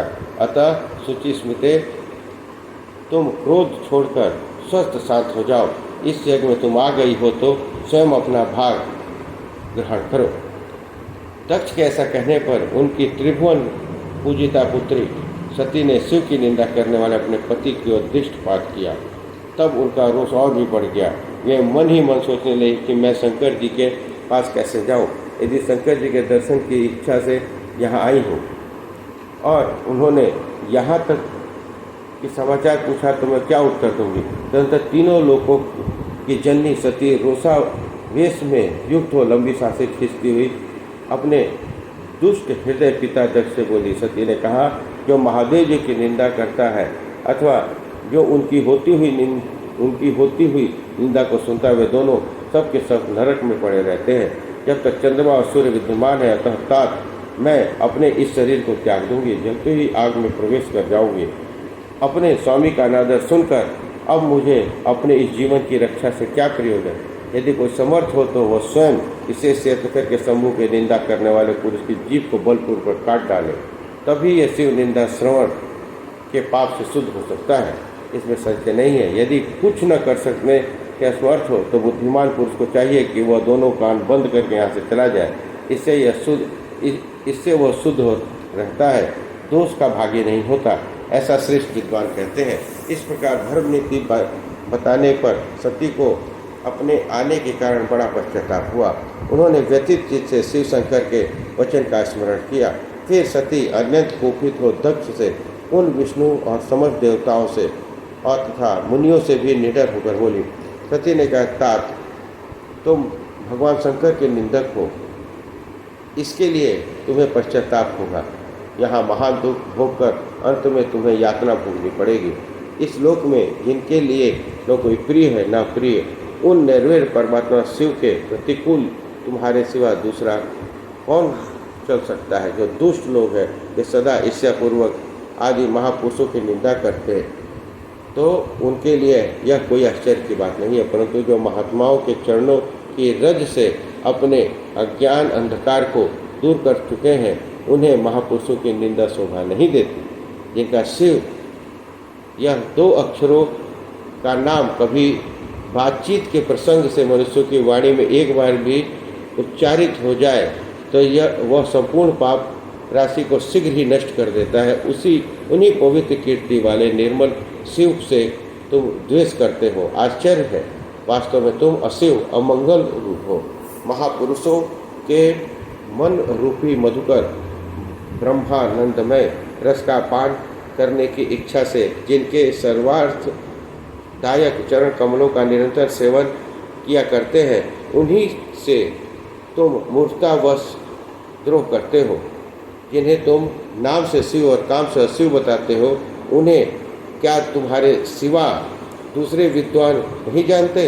ब्रह्मा आदि देवता, सनक आदि मुनि तथा अन्य ज्ञानी क्या उनके स्वरूप को नहीं समझते?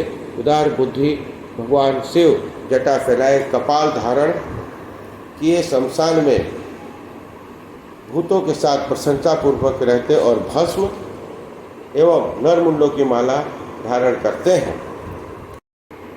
इस बात को जानकर भी जो मुनि और देवता उनके चरणों से घिरे हुए निर्माल्य को बड़े आदर के साथ अपने मस्तक पर चढ़ाते हैं, इसका क्या कारण है? यही कि वे भगवान शिव की ही साक्षात परमेश्वर है। प्रवृत्ति यज्ञादि और निवृत्ति शम दम आदि ये दो प्रकार के कर्म बताए गए हैं। मनीषी पुरुषों को उनका विचार करना चाहिए। वेद में भी विवेचन पूर्वक उनके रागी और वैरागी दो प्रकार के अलग अलग अधिकारी बताए गए हैं। परस्पर विरोधी होने के कारण उक्त दोनों प्रकार के कर्मों का एक साथ एक ही कर्ता के द्वारा आचरण नहीं किया जा सकता। भगवान शंकर तो परब्रह्म परमात्मा है, उनमें इन दोनों ही प्रकार के कर्मों का प्रवेश नहीं है।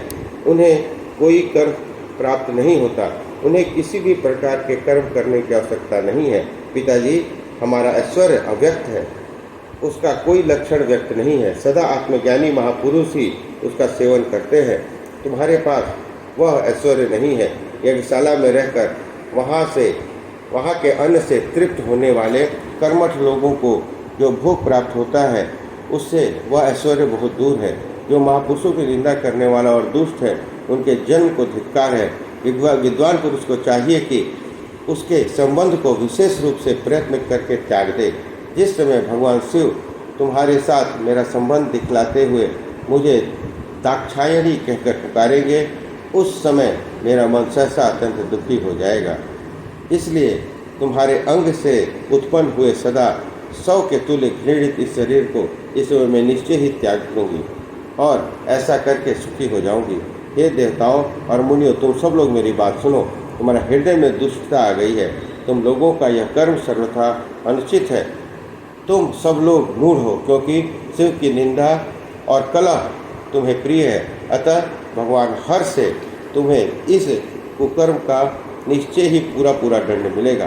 ब्रह्मा जी कहते हैं, नारद उस यज्ञ में दक्ष और देवताओं से ऐसा कहकर सती देवी चुप हो गई और मन ही मन अपने प्राण बल्लभ शंभु का स्मरण करने लगी। इस प्रकार ओम नमः शिवाय अध्याय 30। सती का योगाग्नि से अपने शरीर को भस्म कर देना, दर्शकों का हाहाकार, शिव पार्षदों का प्राण त्याग तथा दक्ष पर आक्रमण, रिभुओं द्वारा उनका भगाया जाना तथा देवताओं की चिंता। ब्रह्मा जी कहते हैं, नारद, मौन हुई देवी सती अपने पति का सादर स्मरण करके शांत चित्त हो सहसा उत्तर दिशा में भूमि पर बैठ गई।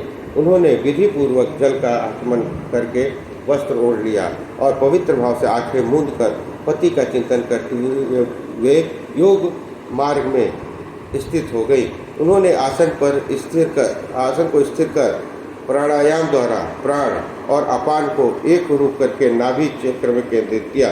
फिर उदान वायु को बलपूर्वक नाभि चक्र से ऊपर उठाया और बुद्धि के साथ हृदय में स्थापित किया। तत्पश्चात शंकर की प्राण बल्लभा अनिंदिता सती उस हृदय स्थित वायु को कंठ से विकृतियों के बीच में ले गई। इस प्रकार दक्ष पर कुपित हो सहसा अपने शरीर को त्यागने की इच्छा से सती ने अपने संपूर्ण अंगों को योग मार्ग के अनुसार वायु और अग्नि की धारणा की। तदंतर अपने पति के चरण बिंदुओं का चिंतन करते हुए सती ने अन्य सब वस्तुओं का ध्यान भुला दिया। उनका चित्त योग मार्ग में स्थित हो गया था, इसलिए वहाँ उन्हें पति के चरणों के अतिरिक्त और कुछ दिखाई नहीं दिया। मुनि श्रेष्ठ, सती का निष्पाप शरीर तत्काल गिरा और उनकी इच्छा के अनुसार योगाग्नि से जलकर उसी क्षण भस्म हो गया। उस समय वहाँ आए हुए देवता आदि ने ये सब घटना देखी, तब वे बड़े जोर जोर से हाहाकार करने लगे। उनका यह महान अद्भुत विचित्र और भयंकर हाहाकार आकाश में और पृथ्वी तल पर सब ओर फैल गया। लोग कह रहे थे, हाय महान देवता, भगवान शंकर की परम प्रिय सी सती देवी ने किस दुष्ट के दुर्व्यवहार से कुपित हो अपने प्राण त्याग दिए। अहो ब्रह्मा जी के पुत्र, इस दक्ष की बड़ी भारी दुष्टता तो देखो। सारा चराचर जगत जिनकी संतान है, उसी की पुत्री मनुष्य सती देवी, जो सदा ही मान पाने योग्य थी, उसके द्वारा ऐसी निरादूत हुई कि प्राणों से ही हाथ धो बैठी। भगवान ऋषभध्वज की प्रिया सती सदा सभी सत्पुरुषों के द्वारा निरंतर सम्मान पाने की अधिकारिणी थी। वास्तव में उसका हृदय बड़ा ही असहिष्णु है। वह प्रजापति दक्ष ब्राह्मण द्रोही है, इसलिए सारे संसार में उसे महान अपयश प्राप्त होगा। उसकी अपनी ही पुत्री उसी के अपराध से जब प्राण त्याग करने को उद्यत हो गई, तब भी वह महान नरक भोगी शंकर द्रोही ने उसे रोका तक नहीं। जिस समय सब लोग ऐसा कह रहे थे, उसी समय शिव जी के पास सती का वह अद्भुत प्राण त्याग देख तुरंत ही क्रोधपूर्वक अस्त्र दक्ष को मारने के लिए उठ खड़े हुए। यज्ञ मंडप के द्वार पर खड़े हुए वे शंकर के समस्त 60,000 पार्षद, जो बड़ी भारी बलवान थे, अत्यंत रोष से भर गए और हमें धिक्कार है ऐसा कहकर भगवान शंकर के गणों के वे सभी वीर युद्धपति बारंबार उच्च स्वर में हाहाकार करने लगे। देवर्षे कितने ही पार्षद तो वहाँ शोक से ऐसे व्याकुल होगी कि उनके तीखे प्राणनाशक शस्त्रों द्वारा अपने ही मस्तक पर और मुख आदि अंगों पर आघात करने लगे। इस प्रकार 20,000 पार्षद उस समय दक्ष कन्या सती के साथ ही नष्ट हो गए। वह एक अद्भुत सी बात हुई। नष्ट होने से बचे हुए महात्मा शंकर के वे प्रथम गण क्रोध युक्त दक्ष को मारने के लिए हथियार लिए उठ खड़े हुए। उन्हें उन आक्रमणकारी पार्षदों का वेग देखकर भगवान भृगु ने यज्ञ में विघ्न डालने वालों का नाश करने के लिए इस यजुर्वंश से दक्षिणाग्नि में आहुति दी। भृगु की आहुति देते ही यज्ञ कुंड में ऋभु नामक सहस्त्रों महान देवता जो बड़े प्रबल वीर थे वहाँ प्रकट हुए। मुनीश्वर उन सब के हाथ में जलती हुई लकड़ियाँ थी। उनके साथ प्रथम गणों का अत्यंत विकट युद्ध हुआ जो सुनने वाले को रोंगटे भी खड़े कर देने वाला था। उन ब्रह्म तेज से संपन्न महावीर ऋभुओं की सब ओर से ऐसी मार पड़ी जिससे प्रथम गण बिना अधिक प्रयास किए ही भाग खड़े हुए। इस प्रकार उन देवताओं ने उन शिव गुणों को तुरंत ही मार भगाया। यह अद्भुत सी घटना भगवान शिव की महाशक्तिमती इच्छा से हुई थी। वह सब देख ऋषि, इंद्रादि देवता, मरुदगण, विश्वदेव, अश्विनी कुमार, लोकपाल चुप ही रहे। कोई सब ओर से आकर वहाँ भगवान विष्णु से प्रार्थना करते थे कि किसी तरह विघ्न टल जाए। वे उद्विग्न हो बारंबार विघ्न निवारण के लिए आपस में सलाह करने लगे। प्रथम गणों के नाश होने और भगाए जाने से जो भावी परिणाम होने वाला था उसका भलीभांति विचार करके उत्तम बुद्धि वाले श्री विष्णु आदि देवता अत्यंत उद्विग्न हो उठे थे। उन्हें इस प्रकार दुरात्मा शंकर द्रोही ब्रह्मबंधु दक्ष के यज्ञ में उस समय बड़ा भारी विघ्न उपस्थित हो गया। इस तरह अध्याय 30 समाप्त। बोलो हर हर महादेव। अध्याय 31।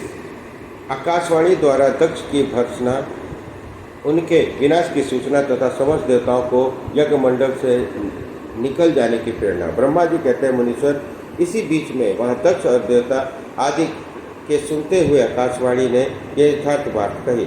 रे देवता जी दक्ष, जो दंभ परायण महामूढ़, यह तूने कैसा अनर्थकारी कर्म कर डाला। ओ मूर्ख, शिव भक्तराज दधीची के कथन को भी तूने प्रमाणिकता नहीं माना, जो तेरे लिए सब प्रकार से आनंददायक और मंगलकारिणी था। वे ब्राह्मण देवता तुझे दुस्सह साप देकर तेरी यज्ञशाला से निकल गए, तो भी तुझ मूढ़ ने अपने मन में कुछ नहीं समझा। इसके बाद तेरे घर में मंगलमयी सती देवी स्वतः पधारी, जो तेरी और अपनी ही पुत्री थी, किंतु तूने उसका भी परम आदर नहीं किया। ऐसा क्यों हुआ? ज्ञान दुर्बल दक्ष, तूने सती और महादेव जी की पूजा नहीं की। यह क्या किया? मैं ब्रह्मा जी का बेटा हूँ, ऐसा समझकर तू व्यर्थ ही घमंड में भरा रहता है और इसलिए तुझ पर मोह छा गया है। वे सती देवी ही सत्पुरुषों की आराध्या देवी है अथवा सदा आराधना करने के योग्य है। वे समस्त पुण्यों का फल देने वाली, तीनों लोकों की माता, कल्याण स्वरूपा और भगवान शंकर के आधे अंग में निवास करने वाली हैं। वे सती साध्वी ही पूजित होने के पर सदा संपूर्ण सौभाग्य प्रदान करने वाली हैं। वे ही महेश्वर की शक्ति हैं और अपने भक्तों को सब प्रकार से मंगल देती हैं। वे सती देवी ही पूजित होने पर सदा संसार का भय दूर करती है, मनोवांछित फल देती है तथा वे ही समस्त उपद्रवों को नष्ट करने वाली देवी है। वे देवी ही सदा पूजित होने पर कीर्ति और संपत्ति प्रदान करती हैं। वे ही पराशक्ति तथा भोग और मोक्ष प्रदान करने वाली परमेश्वरी हैं। वे सती ही जगत को जन्म देने वाली माता, जगत की रक्षा करने वाली अनादि शक्ति और प्रलय काल में जगत का संहार करने वाली हैं। वे जगत माता सती ही भगवान विष्णु की माता स्वरूप से सुशोभित होने वाली तथा ब्रह्मा, इंद्र, चंद्र, अग्नि एवं सूर्यदेव आदि की जननी मानी गई हैं। वे सती ही तप, धर्म और दान आदि का फल देने वाली हैं। वे ही शंभु शक्ति महादेवी हैं तथा दुष्टों का हनन करने वाली परात्पर शक्ति हैं। ऐसी महिमा वाली सती देवी, जिनकी सदा प्रिय धर्म पत्नी है, उन भगवान महादेव को तूने यज्ञ में भाग नहीं दिया। अरे तू कैसा मूढ़ और कुविचारी है। भगवान शिव ही सबके स्वामी और परात्पर परमेश्वर हैं। वे समस्त देवताओं के सम्यक सेव्य हैं और सबका कल्याण करने वाले हैं। इन्हीं के दर्शन की इच्छा से सिद्ध पुरुष तपस्या करते हैं और इन्हीं के साक्षात के अभिलाषा मन में लेकर योगी लोग योग साधन में प्रवृत्त होते हैं। अनंत धन्य धान्य यज्ञ याग आदि का सबसे महान फल यही बताया गया है कि भगवान शंकर का दर्शन सुलभ हो। शिव ही जगत का धारण पोषण करने वाले हैं। वे ही समस्त विद्याओं के पति एवं सब कुछ करने में समर्थ हैं। आदि विद्या के श्रेष्ठ स्वामी और समस्त मंगलों के भी मंगल वे ही हैं। दुष्ट दक्ष, तूने उनकी शक्ति का आज सत्कार नहीं किया है, इसलिए इस यज्ञ का विनाश हो जाएगा। पूजनीय व्यक्तियों की पूजा न करने से अमंगल होता ही है। तूने परम पूज्य शिव स्वरूपा सती का पूजन नहीं किया है। शेषनाग अपने सहस्त्र मस्तकों से प्रतिदिन प्रसन्नता पूर्वक जिनके चरणों की रज धारण करते हैं, उन्हीं भगवान शिव की शक्ति सती देवी थी, जिनके चरण कमलों का निरंतर ध्यान और सादर पूजन करके ब्रह्मा जी ब्रह्मत्व को प्राप्त हुए हैं। उन्हीं भगवान शिव की प्रिय पत्नी सती देवी थी, जिनके चरण कमलों का निरंतर ध्यान और सादर पूजन करके इंद्र आदि लोकपाल अपने उत्तम पद को प्राप्त हुए हैं। वे भगवान शिव संपूर्ण जगत के पिता हैं और शक्ति स्वरूपा सती देवी जिस जगत की माता कही गई हैं। मूढ़ दक्ष, तूने उन माता पिता का सत्कार नहीं किया, फिर तेरा कल्याण कैसे होगा? तुझ पर दुर्भाग्य का आक्रमण हो गया है, विपत्तियाँ टूट पड़ी, क्योंकि तूने उन भवानी सती और भगवान शंकर की भक्ति भाव से आराधना नहीं की। कल्याणकारी शंभु का पूजन न करके भी मैं कल्याण का भागी हो सकता हूँ। यह तेरा कैसा गर्व है? यह दुर्वार गर्व आज नष्ट हो जाएगा। इन देवताओं में से कौन ऐसा है जो सर्वेश्वर शिव से विमुख होकर तेरी सहायता करेगा? मुझे तो ऐसा कोई देवता दिखाई नहीं देता। यदि कोई देवता इस समय तेरी सहायता करेगा तो जलते हुई आग में खेलने वाले पतंगों के समान नष्ट हो जाएगा। आज तेरा मुंह जल जाए, तेरा यज्ञ का नाश हो जाए और जितने तेरे सहायक हैं वे भी आज शीघ्र ही जल मरे। इस दुरात्मा दक्ष की जो सहायता करने वाले हैं, उन समस्त देवताओं के लिए आज शपथ है, वे तेरे अमंगल के लिए ही तेरी सहायता में विरक्त हो जाए। समस्त देवता आज इस यज्ञ मंडल से निकलकर अपने अपने स्थानों को चले जाए, अन्यथा सब लोगों पर सब प्रकार से नाश हो जाएगा। अन्य सब मुनि और नाग आदि भी इस यज्ञ से निकल जाए, अन्यथा आज सब लोगों का सर्वथा नाश हो जाएगा। श्री हरे और विघातः आप लोग भी इस यज्ञ मंडप से शीघ्र ही निकल जाइए। ब्रह्मा जी कहते हैं, नारद और संपूर्ण यज्ञशाला में बैठे हुए लोगों से ऐसा कहकर सबका कल्याण करने वाली वो आकाशवाणी मौन हो गई। इस तरह अध्याय 31 समाप्त। बोलिए हर हर महादेव।